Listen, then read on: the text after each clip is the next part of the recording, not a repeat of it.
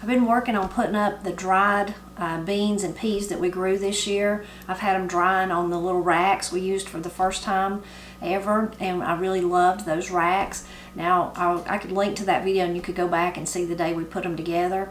A lot of people ask me, why don't you just dehydrate, use your dehydrator to dry the beans and the peas. You could do that too, definitely, but I loved putting them on the rack and then just forgetting about them. So they've just been kind of hanging out on that rack for several weeks now, I guess over a month, if not longer than that. So it's finally time to, though, put them in the jar and wait for the day that we'll enjoy them this winter. So I wanted to share the different ones, and kind of go over and talk about them. And then I want to share something that I bought that we didn't grow. I want to share that with you too. So this first one I'll start with right here. This is the Holstein pea. I'll just get out a few here to show. This is one that we got the seed from Debbie at Bryson Farm Supply, and so we grew it for the first time last year. You can see it really does kind of look like a little Holstein pea there.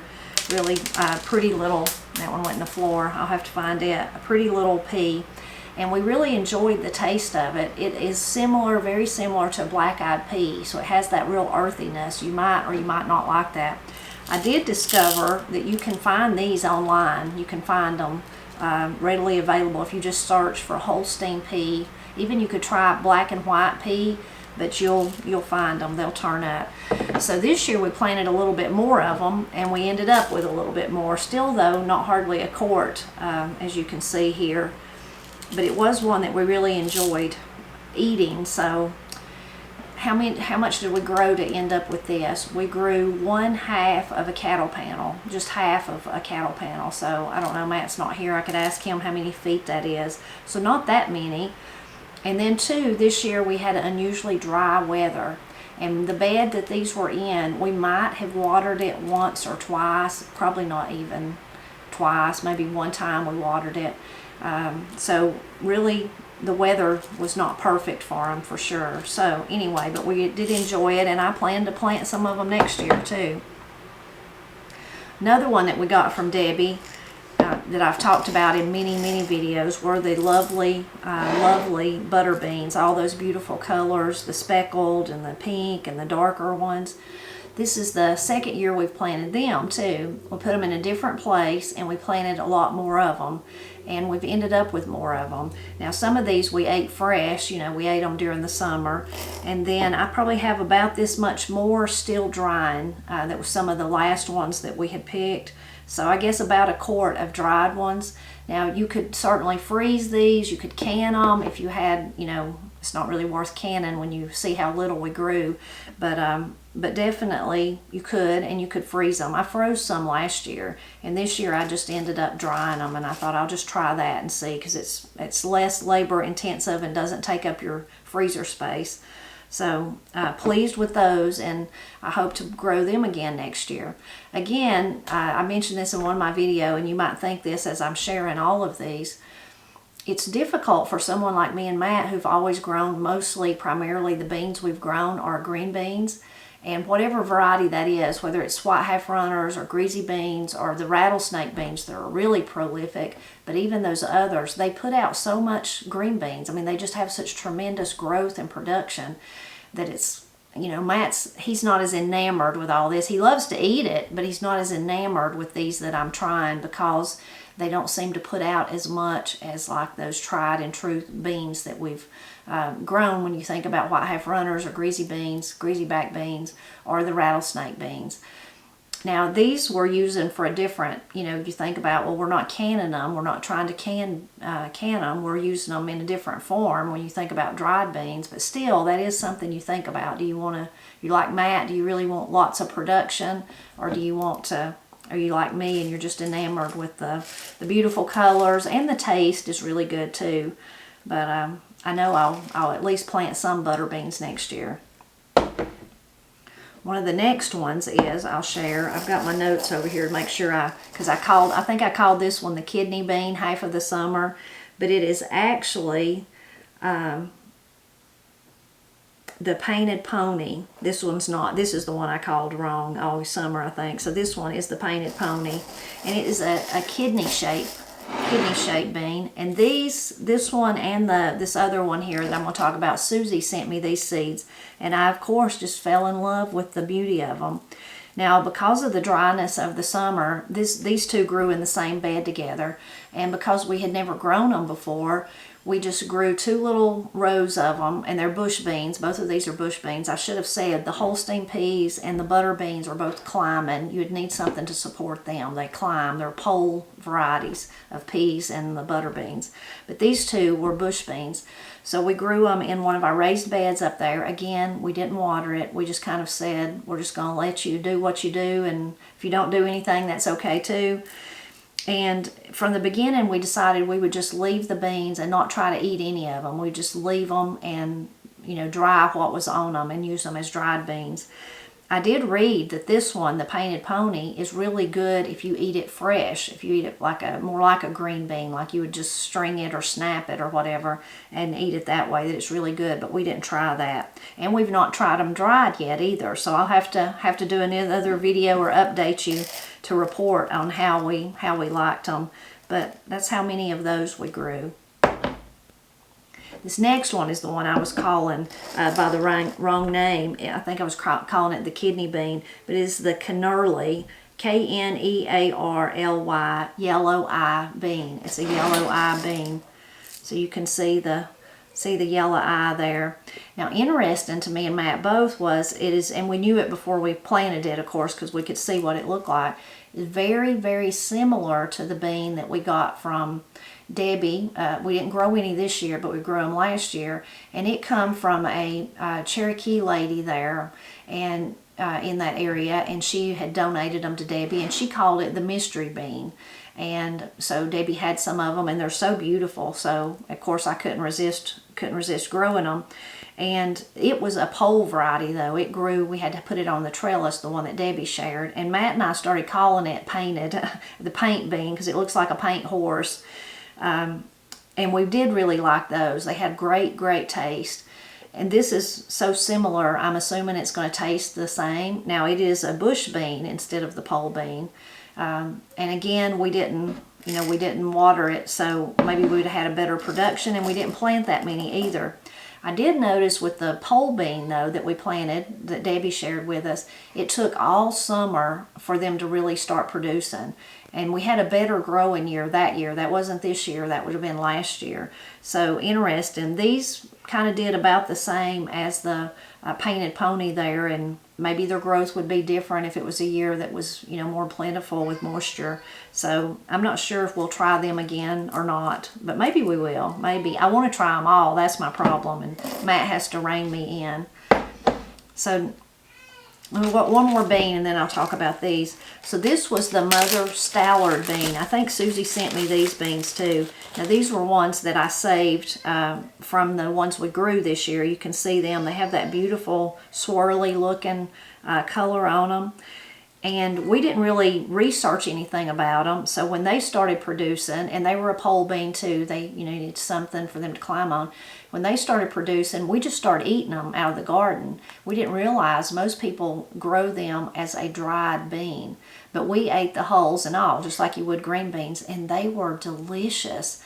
They had a real velvety texture to them, the hulls did, and then the beans were real creamy, which a lot of people that grow them to dry, they said that's why they loved them, is because they made great baked beans when you think about baking beans and that creaminess.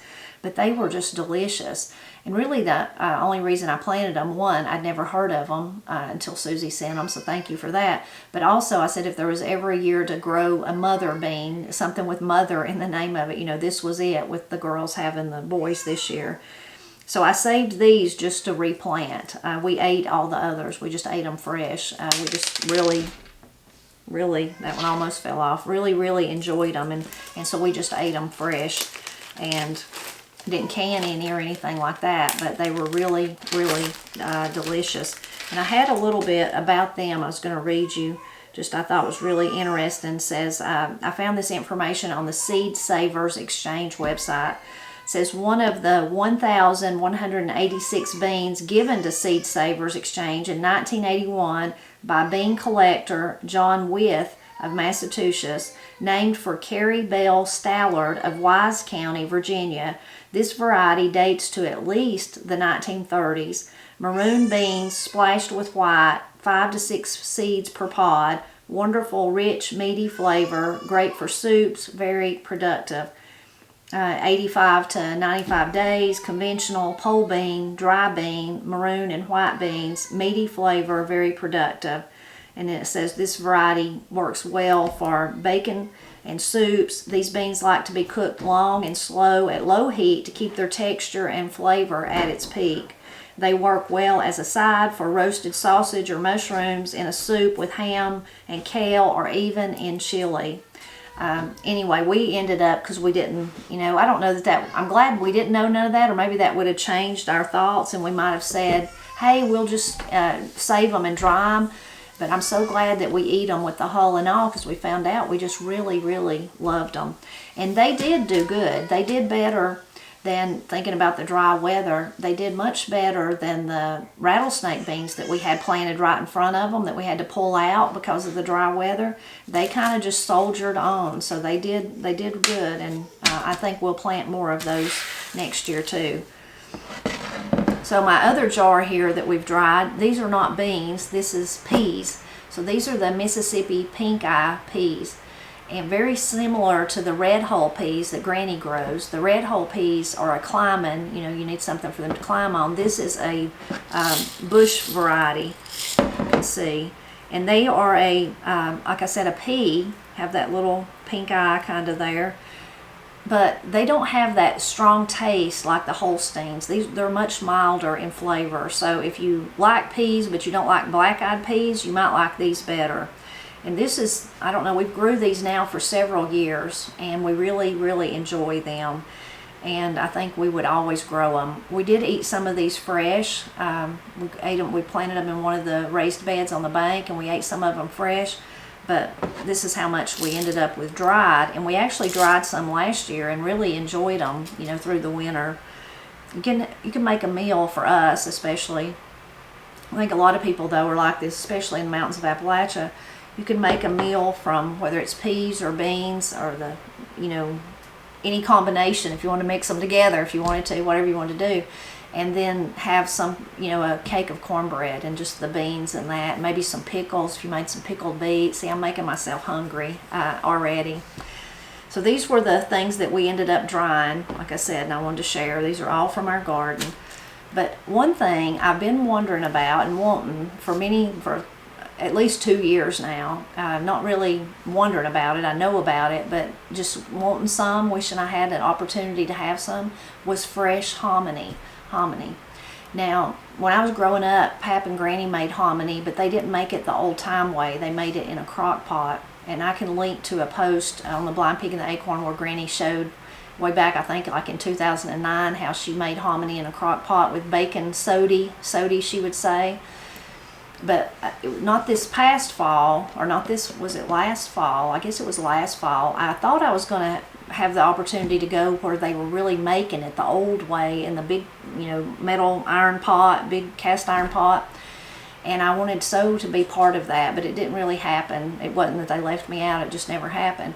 But I really was thinking about that. And then I asked Granny, got me to thinking even more about it. I said, well, did Granny Gazzy make hominy? Did she do that? She said, oh yeah, she made it every year. She had her big pot, and she used the lye, the old-timey way of doing it, used lye instead of bacon sody like Granny.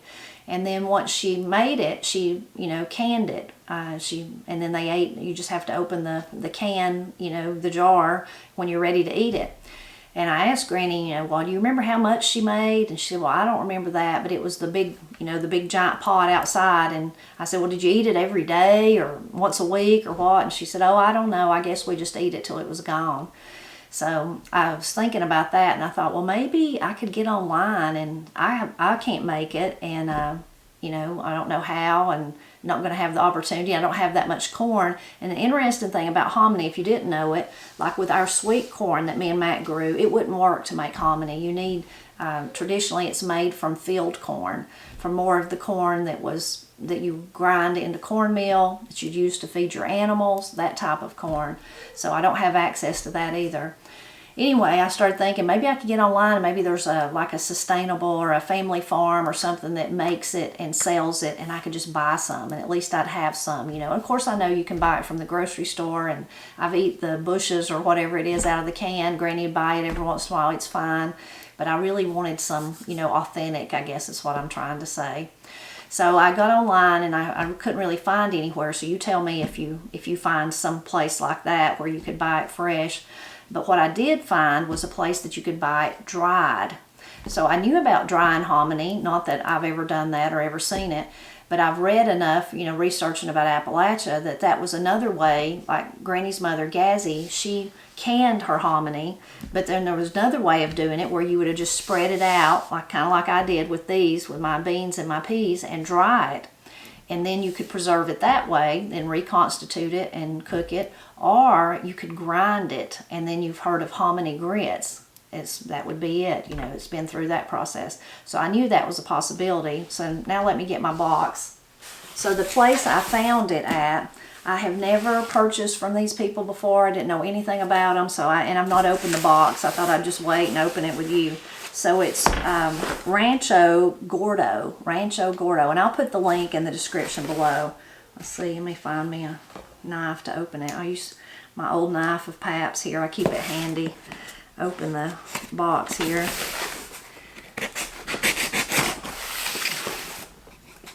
And there might be other places that sell it too. This is just the one that I landed on, and that I thought that looks pretty interesting. So I'll see if they see what I think about it. Put my little knife back up. So